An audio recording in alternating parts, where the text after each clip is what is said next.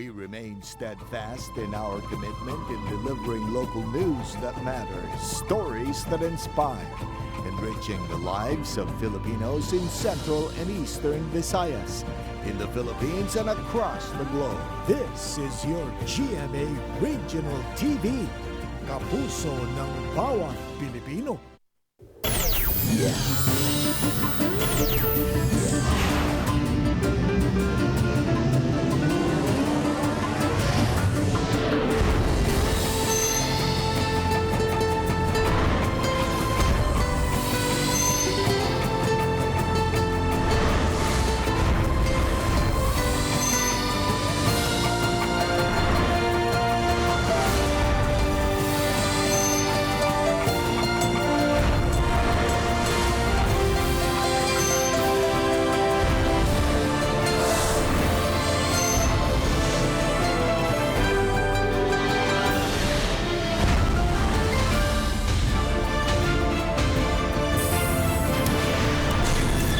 Ang GMA Regional TV Balitang Bisdak.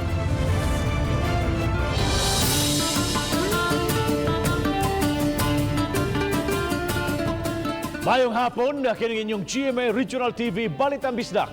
Ang bugtong kasaligan, kasandigan o kanangpan sa mga Bisaya. Ako si Bambi Dalsaro. Nga maghatod sa labing dako og mga nagunang balita nga mahinungdanon sa Central ug Eastern Visayas. Ako si Alan Domingo. Ako si Cecil Kibod Castro, live sa GMA Complex sa Dakbayan sa Cebu. Mga high-powered nga mga armas o mga subversibong dokumento ang narecover sa mga sundao gikan sa gika-enkwentro niini nga giingong mga sakop sa New People's Army dito sa Barangay Kabaktinan sa lungsod sa Bilar, Bohol. Hinugduman nga 5 ka mga rebelde ang namatay atol sa 30 minutos nga enkwentro. Nasayran usab nga misuway og recruit ang rebelding grupo ngadto sa mga residente. Ang detalye pinaagi ni ining report. 5 ka mga giingong rebelde ang namatay sa natabong enkwentro kagahapong adlaw nga naglakip sa usa ka babae. Kini dihang giunahan sa pagpamusil sa mga NPM at trupa sa 47th IB nga nagpatrolya sa dapit diin usa ka sundalo ang nasamdan. Milana sa 30 minutos ang sinukliay sa mga bala batok sa 11 ka mga rebelde. Na-recover sa mga sundalo ang 2 ka M16 rifles nga loaded og magazine nga puno sa bala. 5 ka 45 caliber pistol, usa ka granada, handheld radio, AK-7 magazine, ug cellphone, laptop ug mga dokumento. I just have received natay pauna naanay nag-claim sa mga patayng lawas pero the official report is yet to be received by me. Samtang ipadayag sa opisyal sa Philippine Army nga dako og natampo ang komunidad sa pagsumpo sa insurhensiya sa Bohol. Aduna kunoy suway nga paglipang sa grupo sa mga komunista apan naglisod sila sa pag-recruit sa mga sibilyan. The document would also suggest nga nahirapan sila nalisdan sila nga i-recover ang Bohol. Kauban si Cleofer Lumayag, ako si Alan Domingo. Balitang Bisdak. Cebu Governor Gwen Garcia mi barog nga wasin na lapas nga balaod sa gipatuman nga lagda sa probinsya mahitungod sa pagdawat sa mga returning Filipino overseas o overseas Filipino workers. Taliwakin sa dawat nga taho nga pasakaan siya og kaso. Ano yung ang report? They will take legal action against me. And, well, ako lang pangutana, what crime did I commit? What law did I violate? Gibarugan ni Governor Gwen Garcia nga gihimo lang niya ang iyang responsibilidad nga gitahas kung unsay makaayo sa masugbuanon. Busa wa siya nalapas nga balaod sanglit pinasubay man sa provincial ordinance o sa local government code ang gihimo nga maoy mopatigbabaw sa IATF guidelines. Ang pamahayag sa gobernador na gumikan sa nadawat niya nga taho nga nagplanong mohimo og legal action ang 2 ka sekretary batok kaniya. Tungod sa desisyon sa Kapitolyo nga magpalahi sa whole-of-nation approach nga pamaagi sa pag-swab sa mga overseas Filipino workers o sa mga returning overseas Filipinos. Ang mga maabot nga gikan sa gawas sa nasod sa Mactan Airport ipaubos dayon sa swab test. Apan, ang ubang dapit sa nasod inig kapito kaadlaw na human silang pag-abot diha pa i-swab test. Sa executive order sa gobernador, mamahimo ng makapauli sa ilang lungsod ang mga sugbuanon nga magnegatibo sa resulta sa RT-PCR test. Gihimugatan niya nga kung magpadayon ang pagpundo sa hotel ang mga OFW ug ROF, mas mabug-atan na tungod sa kadako sa bayad sa hotel. Andam si Garcia nga tubangon kung aduna may mga lakang nga himuon pato kaniya. Gidugang niya nga taas ulo niyang ipadayon ang gihimo sa lalawigan alang sa mga Subuanon. I am talking to you, kamo mga Subuanon, sultian ta mo. Buot nila tingali akong gukdon, mangita og paagi nga tagtangon ko dinhi. Well, you know, ana naman ko ana, wala ko, I am not defiant. Wala ko'y balaod nga gisupak. Kauban si Cleofer Lumayag, ako si Alan Domingo. Balitang Bisdak. Pfizer vaccination sa taga Lapu-Lapu City makasugod na, samtang mas palapdan pa sa taga City Health ang profiling sa A2 kung mga senior citizens ug A3 kung mga taong adunay balatian tungod kay minus lang ang ilang kategori ang nagpabakuna. Si Luan Merondina sa report. Alas 9 ganihang buntag, naglinya sa tubangan sa City Hall kining upat ka mga van nga mo'y muhatod sa mga magpabakuna og Pfizer paingon sa Chongwa, Mandawi. Aron masigurong maabot sila sa vaccination site sa dili pa ang alas 11 nga mo'y schedule sa ilang vaccination. May mga sakop sa traffic police nga migiya sa convoy. Ang uban, may dalang pribadong sakyanan, may convoy usab. Gibutyag sa taga City Health nga 90 lang sa usa ka gatos ka mga vaccinees nga nakaschedule unta nga bakunahan karong adlaw ang mitunga. Matod ni Dr. Agnes Cecil Realiza nga mamahimo pang makaapas ang uban nga gustong Pfizer vaccine ang ibakuna kanila pinaagi sa pagbisita sa City Health Office o sa pagtawag sa ilang hotline. Maghuwat mi sa next schedule for the second batch. Kung gusto sila mo avail sa Pfizer, pwede pa sila kaya na pa may mga slots. Pwede pa sila magpalista. Samtang sa tigom ganihang buntag sa mga daycare teachers, gidasig sila sa City Health Officer nga magpabakuna na usab. Ang mga daycare teachers nalakip sa A4 o mga non-medical essential workers nga mo'y target nga sunod nga bakunahan. Ang mga daycare teachers uban ang mga barangay health workers ang tahasan sa pag-profile sa general population. Amo ipa-struct yun amo ang profiling kay ang among pag-evaluate murag hinay ni, no? So, nangayo na migtabang sa mga different departments like the CSWD. Karong profiling, general na lang yung population, doon diha na lang sa pag-encode, diha na lang segregate kung sa siya A2 ba, A3 or sa A4. Uban ni Marlon Malgazo, Luan Merondina, Balitang Bisdak. Sugda na ang online registration sa dakbayan sa Talisay alang sa mga magpabakuna. Aron paspas ang proseso. Ang report ni Femery Dumabo. Sa pagkakaroon, kinahanglang mo fill up sa registration form nga ihatod sa kabarangayan ang mga buot magpabakuna. Human ni iniibutang kini sa mga kahon kung asa ka nasakop nga rural health unit. Dinhimo ng encoding. Mato di Mayor Samsam Gulyas nga muabag kanila sa encoding ug sa ubang mga online processes sa manaon niya sa online registration ang mga tinun-an sa Talisay City College nga nag-intern. Nana sa ilaing grupo para ana. Na ilaing grupo mo ni nakatabang ang mga estudyante sa TCC. Ilahang grupo is encoding. Nasa grupo naghimo ta para lang gyud sa scheduling. A big part of that is the EOC diri. Samtang gitudlo sa mayor si retired Police General Cecil Ezra Sandalo, konsultan sa Peace and Order sa Dakbayan nga maoy vaccine czar.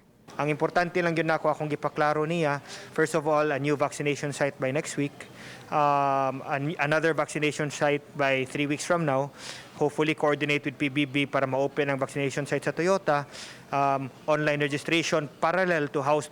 Usa sa gimando ni Sandalo aron hapsay og kalikayan ang tapok-tapok sa pagpamakuna, nga likayan ang pagdawat sa mga walk-in nga gustong magpabakuna. Those who are on the list, we accommodate. Except for very special cases where, say for example, the very sick buffer number. Say for example, those who are listed for today. Some of them were not able to come for one reason or another. We will try to accommodate them for tomorrow. Oba ni John Sulon. Ako si Femery Dumabok. Balitang Bisdak.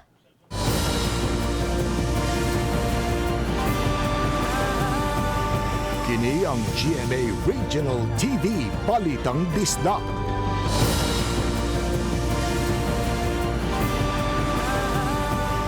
Kini ang GMA Regional TV Balitang Bisdak.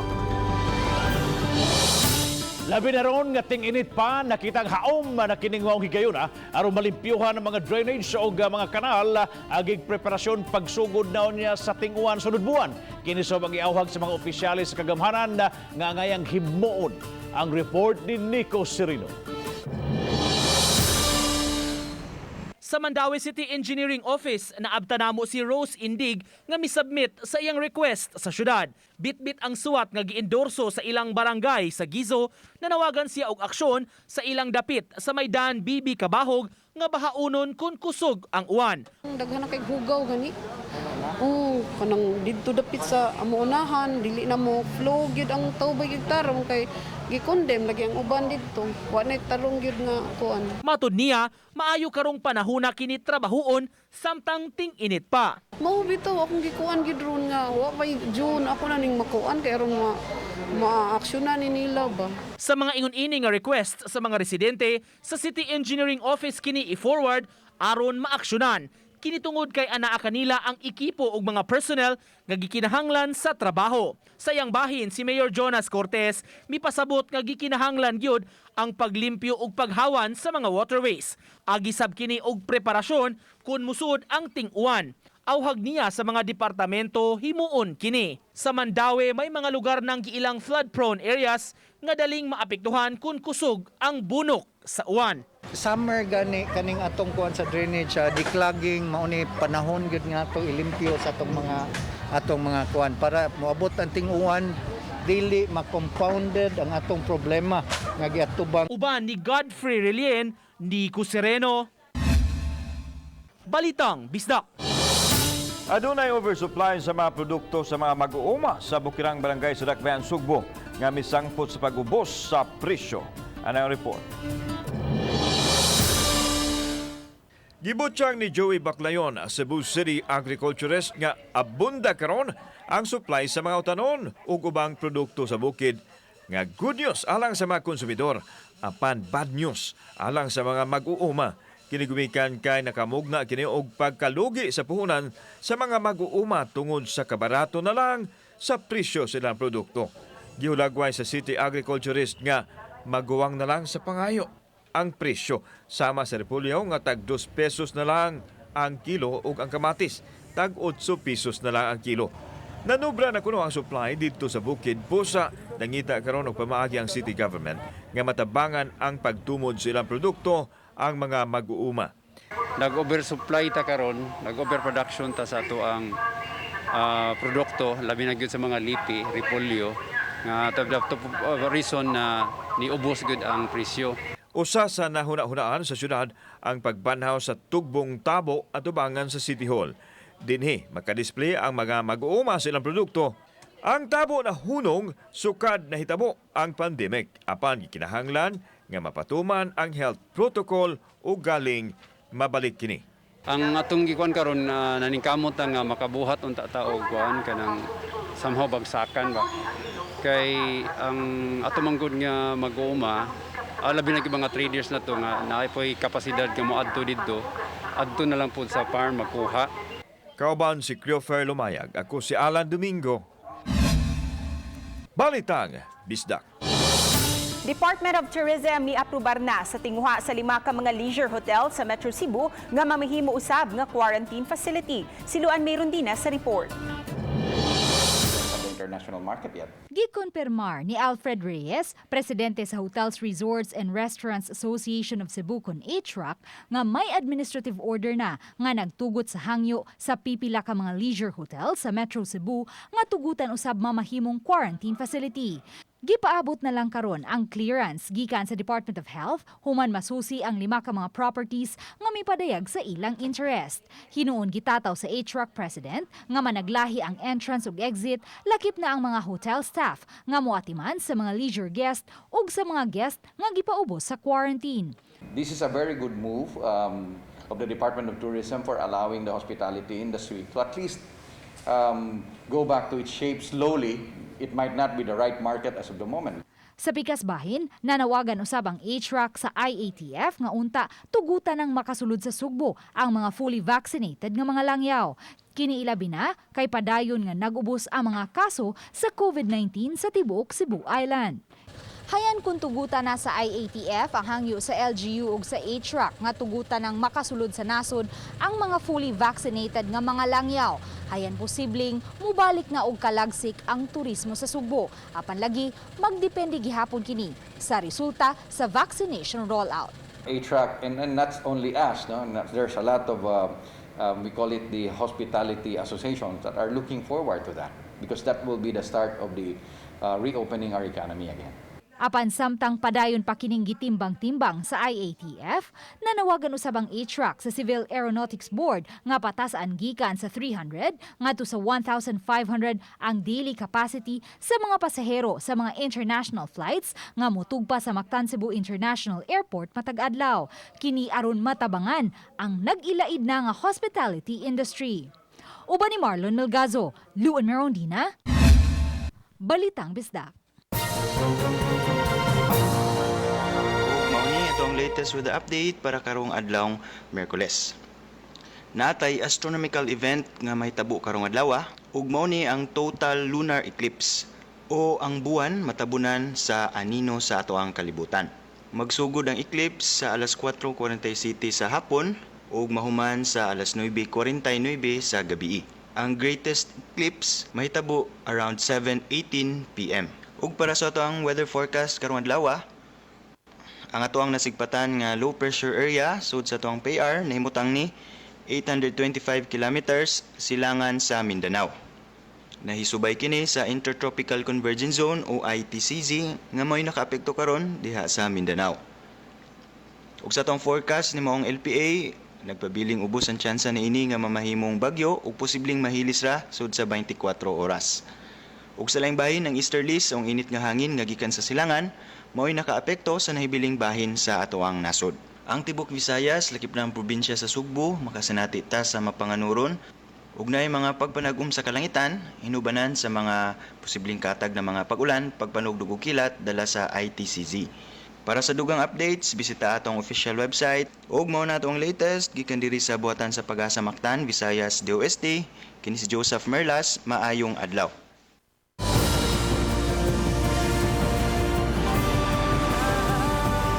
Kini ang GMA Regional TV Balitang Bisdak.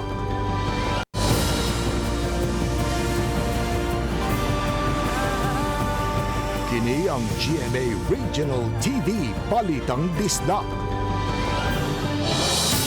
Magsugod na silang satellite registration ang Talisay City Comelec. Himuon nila kini sa mga barangay nga wa na natala nga kaso sa COVID-19. Adunay live report si Faye Marie Dumabok. Fem!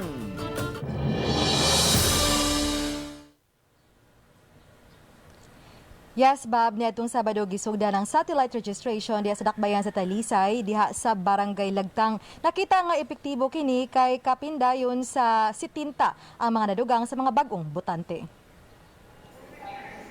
Nagpakitabang ang Talisay City Comelec sa kagamahanan alang sa mga satellite registration.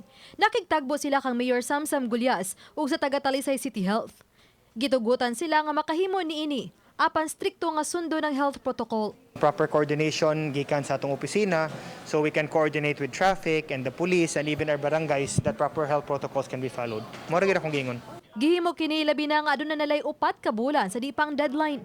Apan gikinahanglan gihapon nga mag-online appointment ang mga magparehistro diha sa satellite registration ug limited lang gihapon. Gipatuman na usab sa Comelec sa Talisay City ang barangayan diin sa matag adlaw. Gi-priority ang mga mulupyo sa usa ka barangay aron irehistro sa makarong adlaw nga mga botante sa barangay Biasong ang gi-priority. So far, ang allowed lang ta nga maka-satellite is katulang na 0 cases. Dili ta allowed bisag usa, dili ta pwede. Kung dili ni nato buhaton kaning atong barangayan, atong satellite, basin manggod magtapok ini ka last day. So muna mong gi-avoid. Hinoon, girehistro gihapon nila bina mga mibalhin og lugar. Sama na lang niining usa ka 79 anyos nga taga lungsod sa Sugod.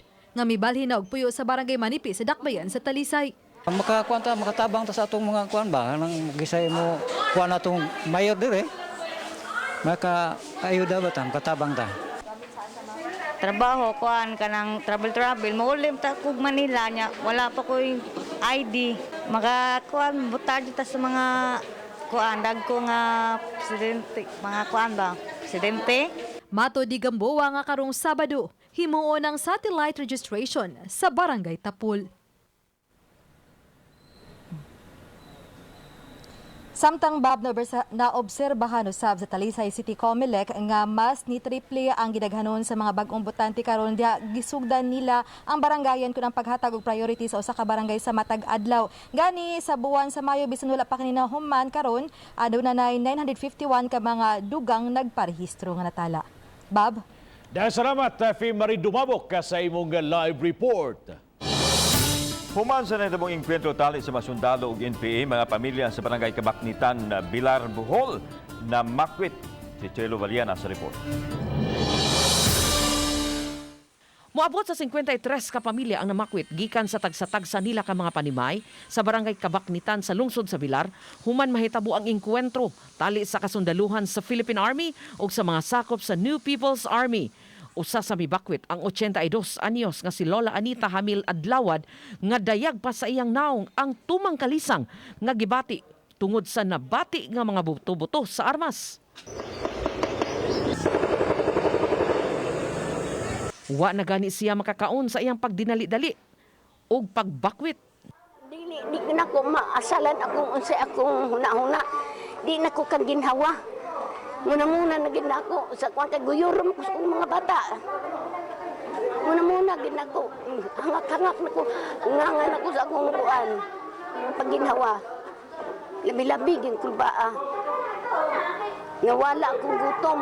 Adunay mga panimay nga miabot sa Kabaknitan Barangay Hall ug sa ilang mga kabanay. May kay wa man tud magdahom kay diri biya sa aning Kabaknitan baya kay peaceful baya ka asong diri. Akuratan bud mi nganong ingon ana nya mao to naghanto to nagsunod-sunod na nya. Mao na to nang gipagawas mi diri sa kuan kay uray bugma ko anan kami saag nga kanang bala. Nag-inkwentro ang 47th Infantry Battalion sa Philippine Army ug 11 ka armadong mga sakop sa NPA sa barangay Kabaknitan sa lungsod sa Bilar, Bohol alas 5:30 sa buntag kagahapon. Sa inkwentro, 5 ka giingong sakop sa rebelde ang nakalas samtang usa ka sundao ang samdan. Giatiman na hinuon ang mga bakwit. Papaulion lang ang apektadong mga mulupyo kung masiguro na nga luwas ang lugar.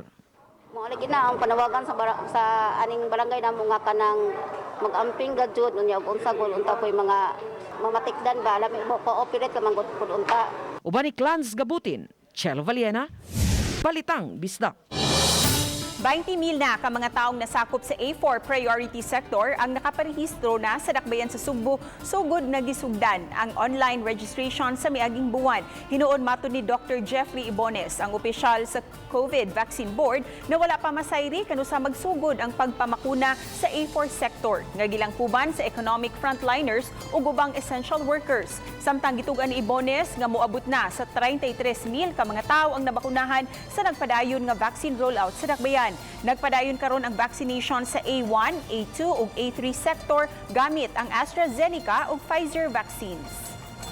Ang atong A4 no daghan 1 to 80 ni no apil na kamo sa media mga uniform men ang kaning atong mga BPO ang ato ang mga government workers no pare lawyers.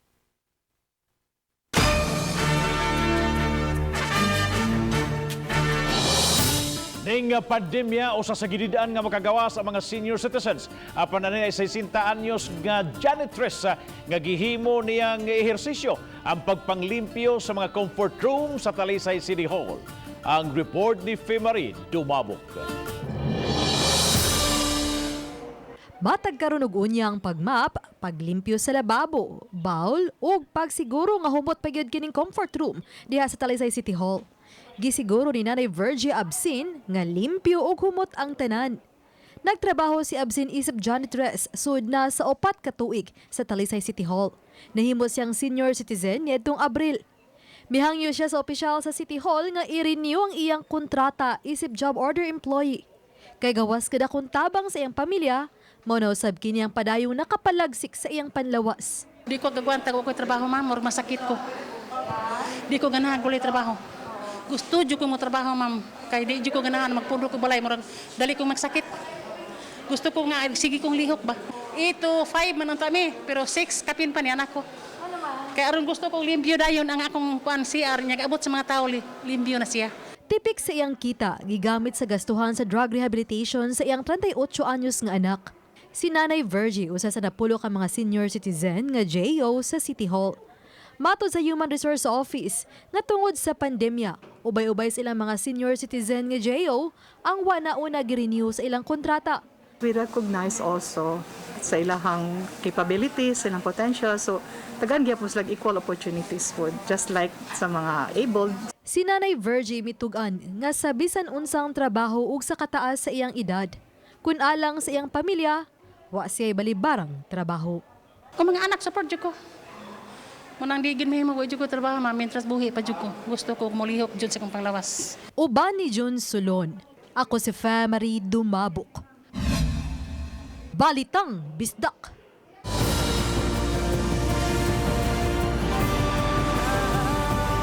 Kini ang GMA Regional TV Balitang Bisdak.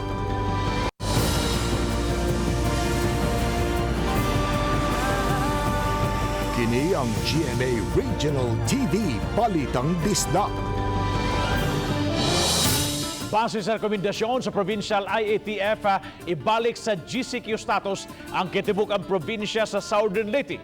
Ang desisyon na kabuot kaganang buntag. Subay ni istriktuhon niya ang mga border checkpoints o ang pagpatuman sa mga health protocols. Gipahibaw usab ni Governor Damian Mercado nga pahugtan pagbalik ang protocol sa pagdawat sa mga returning residents. Gihimo ang recommendation human mabantay ang padayong pagsaka sa COVID-19 cases. Adunay 1,270 ka COVID-19 cases ang tibuok nga probinsya ug adunay 28 na ang namatay sa maong virus.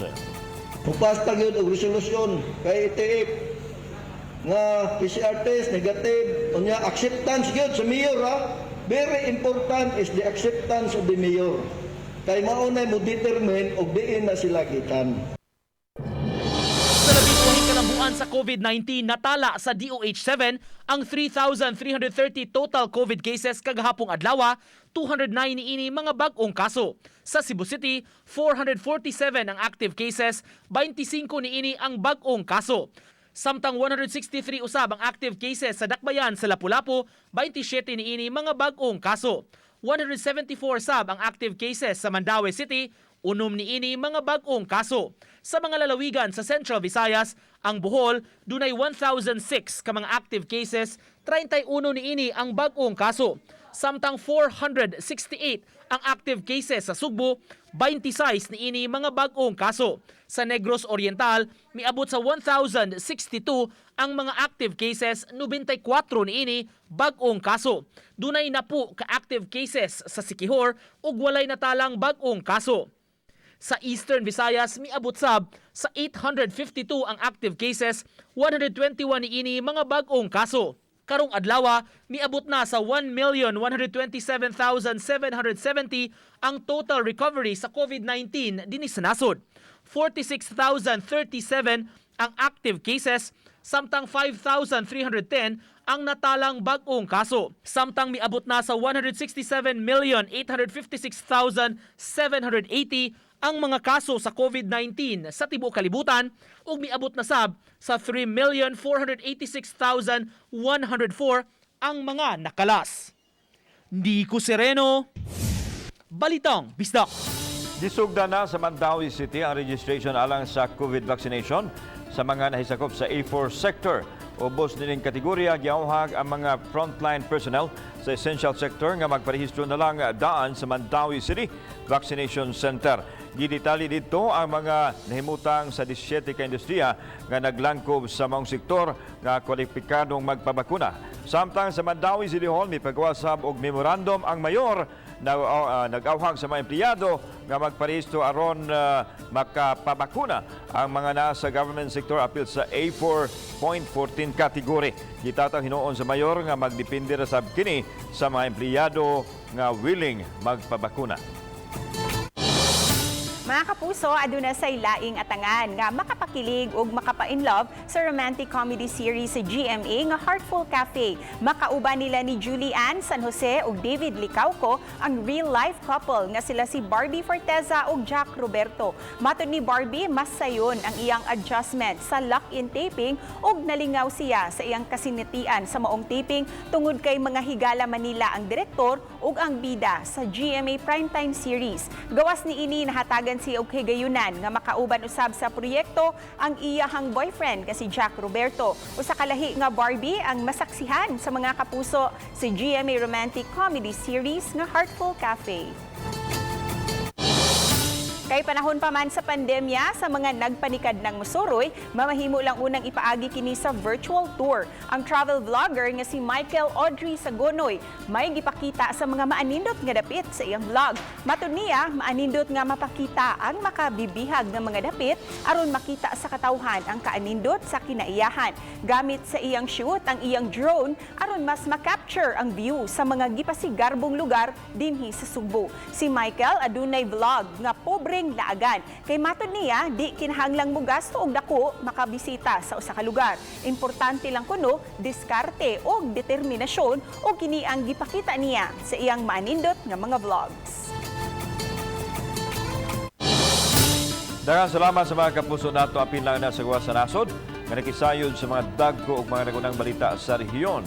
Ako si Alan Domingo. Ugi ka namong tanan dinhi sa Central ug Eastern Visayas. Ako si Cecil Kibon Castro. Ang inyong balita nga among balita kay matag lokal nga balita mahinungdanon. Kining inyong GMA Regional TV Balitang Bisdak. Buong puso para sa Pilipino. Ako si Bambi Dalosaro ug maayong hapon mga kapuso.